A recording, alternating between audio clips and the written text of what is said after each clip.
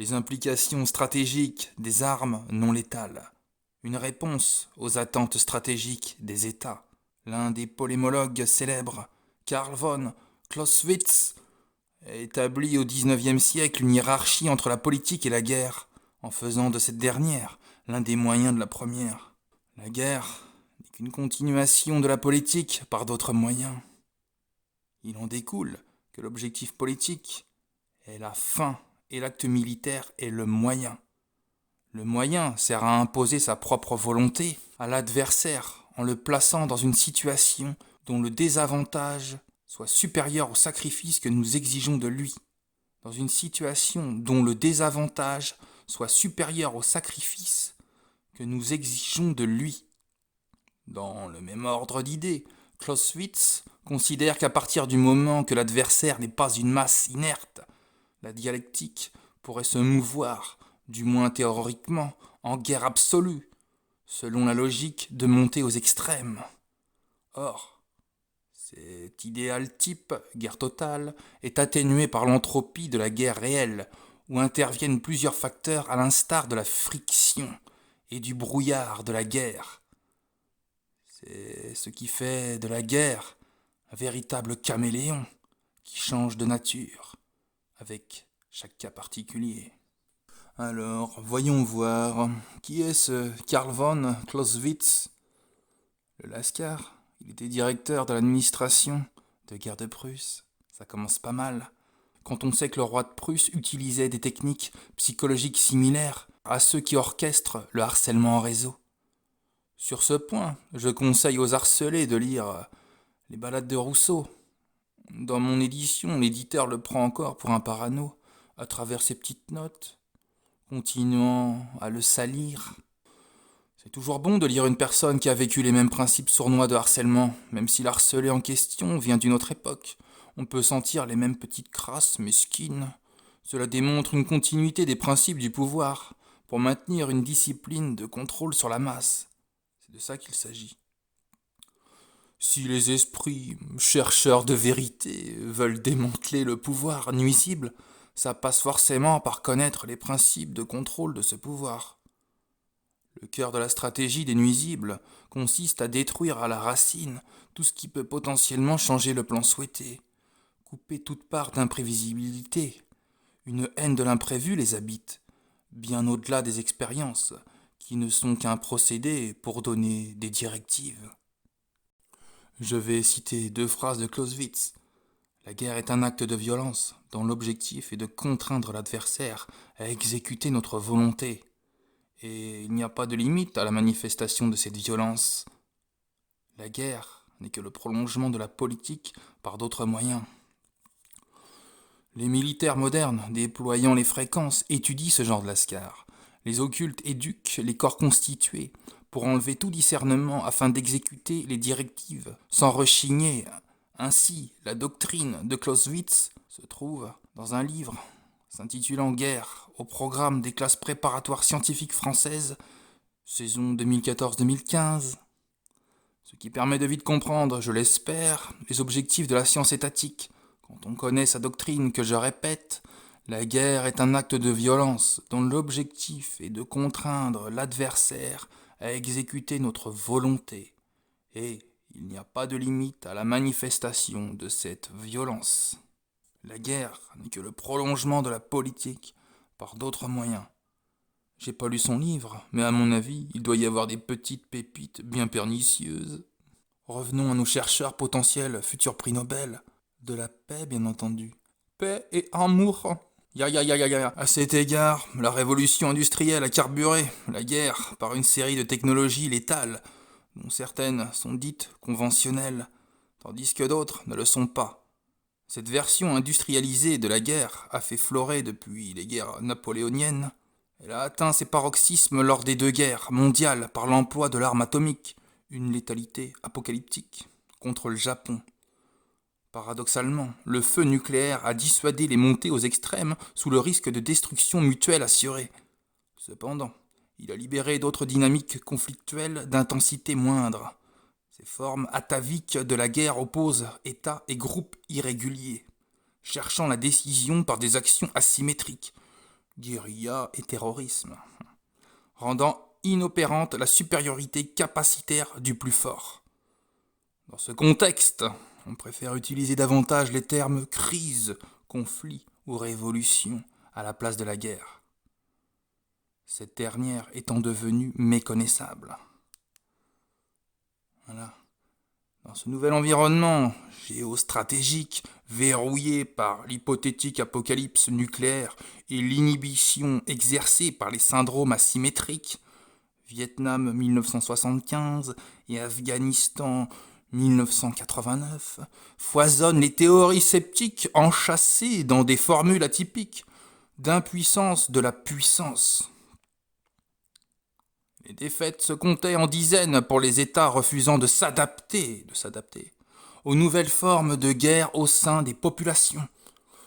Mine de rien, on est passé de la logique d'attrition conforme à l'orthodoxie chevaleresque occidentale, Clausewitz, à la nouvelle logique de paralysie des sens confucéenne et extrême orientale, Sun Tzu.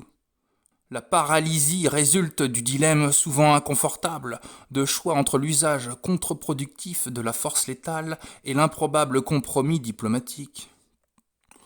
La révolution informationnelle, Web 2.0, combinée à la multiplication des victoires asymétriques, ont émulé une nouvelle stratégie dite hybride, combinant logique asymétrique et dissuasion classique, ou nucléaire, Ukraine 2014. Dans ce contexte, les médias, les faits CNN et les réseaux sociaux jouent un rôle déterminant dans la démobilisation de l'opinion publique, devenue de plus en plus consciente de sa prépondérance dans la fameuse trinité clausewitzienne. Ce PDF, c'est une pépite. Cette évolution a induit un besoin croissant en moyens et méthodes adéquates pour soutenir la paix et amour, gérer les désordres publics et les émeutes, les manifestations, les prises d'otages, les actions terroristes et endiguer le crime organisé sous ses différentes déclinaisons. Les armes létales et celles dites à létalité réduite répondent plus ou moins à ce besoin stratégique en enrichissant le continuum de la violence légitime. C'est ce qui est écrit. De la violence légitime. Un continuum de la force au service du maintien de la paix. L'argument qui plaide en faveur des ANL est qu'elles permettent de combler l'écart qui persiste entre l'inaboutissement de l'opinion diplomatique et l'opinion du recours à la force létale.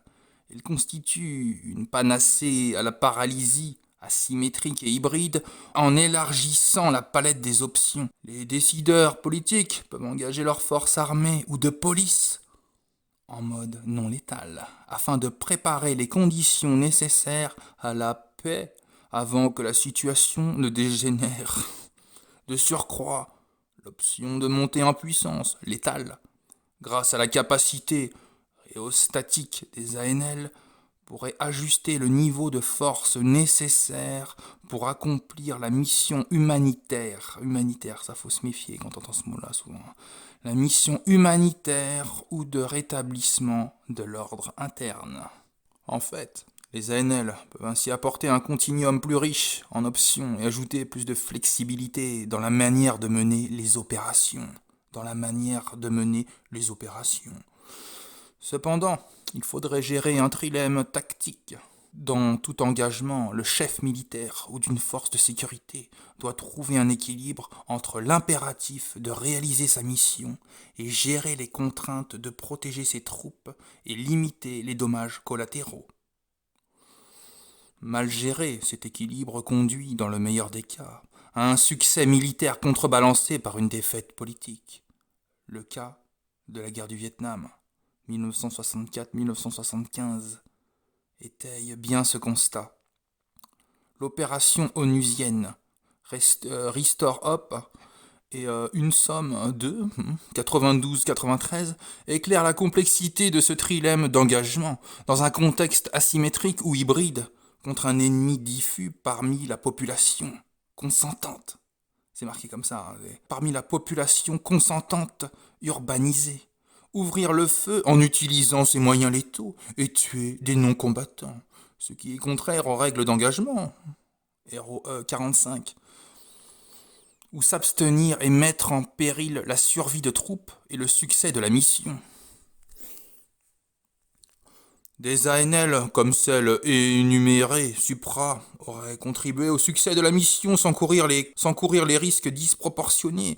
Des ANL, comme celle énumérée supra, auraient contribué au succès de la mission sans courir les risques disproportionnés liés à la sécurité des troupes et la perte de vie parmi les populations civiles. Compte tenu de leur performance fonctionnelle, leur capacité opérationnelle, mais aussi de leur potentiel intrinsèque de létalité, l'emploi des ANL nécessite l'observation de certains principes d'engagement. David Humer en cite 3. Premièrement, l'engagement des armes non létales doit s'inscrire dans le continuum de l'emploi de la force, soit être proportionnel à la menace. Ça englobe beaucoup de choses. Je vais revenir sur la menace. Ensuite, la possession d'armes non létales ne doit pas limiter la liberté inhérente du commandant militaire d'utiliser les moyens nécessaires pour accomplir sa mission. Elle lui offre un choix de moyens complémentaires. Finalement, l'engagement d'armes non létales n'est pas limité aux missions de maintien de la paix. Il couvre l'ensemble du spectre des opérations militaires. Alors là, c'est moi. La masse est tellement docile, pas hostile. Ils sont bienveillants. Tellement qu'ils suivent les directives pour maintenir la paix dans le monde, en suivant généreusement les directives des doctrines militaires. Qu'est-ce qu'ils sont bons! Les je suis Charlie de la première heure et résistant de la dernière. Que c'est bon. On est dans cette perversité. La guerre n'est plus dans le sens des anciennes, elle s'adapte en prenant des nouvelles formes. Nous sommes en guerre, comme dirait l'autre. L'esprit humain pense par rapport aux faits historiques, et non par rapport au mécanisme présent. Percevoir le changement de forme, d'aspect, ça fait rarement partie de ses compétences. Pour éradiquer le terrorisme, ils veulent des armes. Le problème, c'est que terrorisme pour l'État, ça englobe beaucoup d'aspects. Dès qu'on n'est pas dans leur pensée restreinte, qu'on pense à côté, on est des terroristes. Même un mouton, ça a besoin d'un minimum de liberté, méfiez-vous. Je parle pas à tout le monde, hein, bien entendu. D'ailleurs, un mouton est encodé par la nature pour suivre le troupeau, c'est naturel. Croyez-moi ou pas, comme on dit, chacun ses croyances. Mais de suivre le troupeau pour un humain, il en va pas de sa survie. Il n'y a pas que Harpe qui fait la pluie et le beau temps, il y a aussi les fausses solutions nécessaires pour faire perdre du temps, dissocier, fragmenter, déraisonner, c'est d'une importance capitale. Si tu suis des fausses solutions, tout ton combat tombe à l'eau. La plus grosse manipulation, c'est d'orienter l'esprit d'une personne vers des fausses solutions pour faire gagner du temps au pouvoir, sans que cette personne en prenne conscience. Le contrepoids naturel ne peut pas avoir lieu. Une stagnation nécessaire au nouvel ordre. Pourquoi tu nous rejoins pas? Oh, c'est facile, on te tend la main. On te tend la main. On te tend la main. Ouais, mais ton collectif, il est régi par l'essence du mensonge. C'est biaisé d'avance. Légitimer les techniques de contrôle des populations sous couvert de sécurité internationale, pour appuyer leur rhétorique lobbyiste à l'essence du diable. Le contrôle de la population est si accentué qu'il n'est plus une question métaphysique pouvant être camouflée aisément. Pour s'en convaincre, on va regarder ce qu'il se passe dans le système profane. Les civils lambda, par exemple, les autocollants voisins vigilants, sur des vitres de halls d'immeubles. C'est drôle, on m'a jamais convié. Ils commencent à être fiers de leur rôle. Tu mets l'autocollant Stasi, c'est la même chose. Pour le bien commun du système, de l'humanité, de la paix, manipulé en activant les peurs, voisins vigilants pour migrants ou contre le méchant raciste, tout dépend de l'état d'esprit majoritaire du lieu d'habitation, exactement comme le réseau, une méthode qui englobe des principes aux antipodes. Ce à quoi on palpe un harceleur, il n'y a pas de secret, c'est l'étroitesse d'esprit qui permet d'accepter les restrictions dans une pensée unique qui gouverne le système. Mais la pensée unique a ses limites, que sa raison ignore. Déraisonner la masse. Bon, la masse n'a jamais fait preuve de grande intelligence, mais quand le diable est obligé de se montrer, là on en revient au jeu métaphysique qui vient dans le monde profane, et c'est là que pour normaliser l'étroitesse d'esprit, il faut rabaisser la raison. Étant donné qu'ils ignorent la raison de leur pensée unique, ils sont gouvernés par elle, en toute bonne conscience. rabaisser ceux qui pensent comme des humains, une haine de l'expression humaine s'impose toujours avec des petits airs mesquins, des petits rongeurs, petits castors là. Alors oui, ils peuvent faire les créatifs, mais ça sera dans des courants de pensée uniques. Plusieurs mouvements, mais toujours une pensée unique pour être accepté par le mouvement en question. Même si des mouvements s'opposent les uns aux autres en surface. Ils ne peuvent qu'être malheureux, ces gens-là. Encore une fois, l'humain n'est pas encodé pour faire le mouton. L'essence humaine ne peut pas être heureuse dans ces conditions. Même si, en réaction à mes dires, ils vont vouloir montrer l'inverse dans leur théâtre ridicule, qui sent la fausseté, comme leur idéologie mesquine d'hypocrite qui repose sur rien, sur du néant. Alors les dans le théâtre de rue là, on est heureux, je vous vois venir là, en réaction là. Hein? Tu les vois te regarder, c'est bon, il est là. Ça repousse sur rien. Je vais le démontrer dans quelques minutes. Un stalker, même s'il a moins de soucis financiers en rentrant dans le réseau, il dégage un malheur qu'il n'avait pas avant. Ça s'appelle une pollution de l'âme. Il y a une grosse part de déni. Des personnes, se sachant manipuler, sont gênées de faire le sale boulot. Ça se sent. Il a pas l'air d'être celui qu'on me décrit. D'autres qui prennent du plaisir. Là, c'est des psychopathes ou des personnes très influençables. D'ailleurs, le fait de vouloir mettre des TI en psychiatrie, c'est un camouflage pour se rassurer. C'est pour ça les psys qui nous étudient ne peuvent qu'être malhonnêtes. C'est pas de la psychologie, ça. Ils peuvent que constater la psychopathie des harceleurs, de ceux qui leur donnent des directives. Ça ferme les yeux dessus. Une personne qui envoie des fréquences nauséabondes en jouissant de faire du mal, c'est naturel, c'est normal. Y a pas de pathologie, rien. Vraiment. Vous vous sentez puissant de passer incognito. Pourtant, quand je vois toutes les vidéos à travers le monde, des agissements similaires du réseau, je ne peux que constater que ceux qui pourront jouer les puissants sont ceux qui resteront incognito dans l'ombre. De vous montrer ainsi, cela démontre qu'ils ne veulent pas vous protéger. Manipuler pour nous harceler avec des rumeurs, alors que c'est entre eux qu'ils devraient pas du tout s'apprécier. Dans un théâtre de rue, il y a la féministe qui va mettre tout son cœur à l'ouvrage pour te défoncer avec des armes électro, et 5 minutes après, un beauf macho pseudo-patriote, manipulé par son petit esprit réfléchi, déterminé à sévir, car on lui dit que tu es dans des courants islamiques, ou je ne sais quoi. Bref, le mec, tu vois qu'il est motivé. Après, tu vas voir un autre groupe d'arabes. Eux, ils vont être manipulés parce que tu es trop blanc. Imaginez sur quoi ça tient leur réseau. C'est un scandale de malhonnêteté intellectuelle, de non-sens, alors qu'entre eux, normalement, ils pourraient pas se blairer. Leurs motivations idéologiques sont aux antipodes, alors que c'est en activant ces idéologies que leurs maîtres les activent contre nous. Leurs motivations idéologiques sont aux antipodes, alors que c'est en activant ces idéologies que leurs maîtres les activent contre nous. Ça repose sur rien. En 2 minutes, on peut démontrer la faible artiste du procédé. Il n'y en a pas un qui se dit. Des personnes qui sont censées être réellement aux antipodes idéologiques ont les mêmes directives que nous. On est pris vraiment pour de la merde. C'est plus facile d'être dans le déni, de nuire, pour amplifier le déni. Il n'y a pas d'exemple dans la nature, parce que vous n'êtes pas encodé par elle. Bon, de toute façon, pour en être la lie de l'humanité et l'accepter, il faut s'en foutre d'être une merde. Voilà. Là, on est dans la réalité, là. Hein, pour accepter d'être la lie de l'humanité, il faut s'en foutre d'être une merde, c'est tout. C'est pas plus compliqué, hein. Voilà. Vous vous sentez pas ridicule? Hypocrite. Faire semblant à ce point, c'est justement ne pas respecter son idéologie.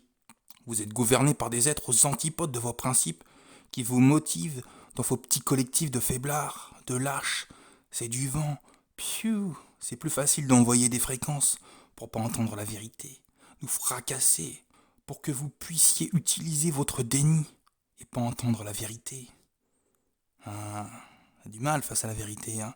Vous êtes tellement chétanisé que vous pouvez vous donner bonne conscience. Beaucoup ont un côté non assumé. Qu'est-ce qui vous réunit, hein? Qu'est-ce qui vous réunit? On vous motive sur des détails. Féministe, oh c'est un macho, on va le punir. Bande de gazon maudit. Imaginez si vous prenez les fréquences qu'on nous met dans la tronche, et à l'inverse, si les harcelés ne prendraient plus vos fréquences. Hein? non freinés par vos technologies que vous avez même pas pu créer. Vous avez eu besoin d'Asperger, de scientifiques naïfs. Il faut assumer. Qu'est-ce qui vous réunit? Vous obéissez à des personnes qui ont des aspects encore plus aux antipodes que ceux qui vous motivent à nous harceler. Au-dessus de vous, ils sont bons qu'à utiliser les autres, car la nature leur a laissé un temps donné, une parenthèse. Pour sortir de votre déni, il faut bien qu'on vous dise la vérité. Mais la raison, hein. Voir ma phrase sur la pensée unique. Tiens, je vais parler à ceux au-dessus de vous, là.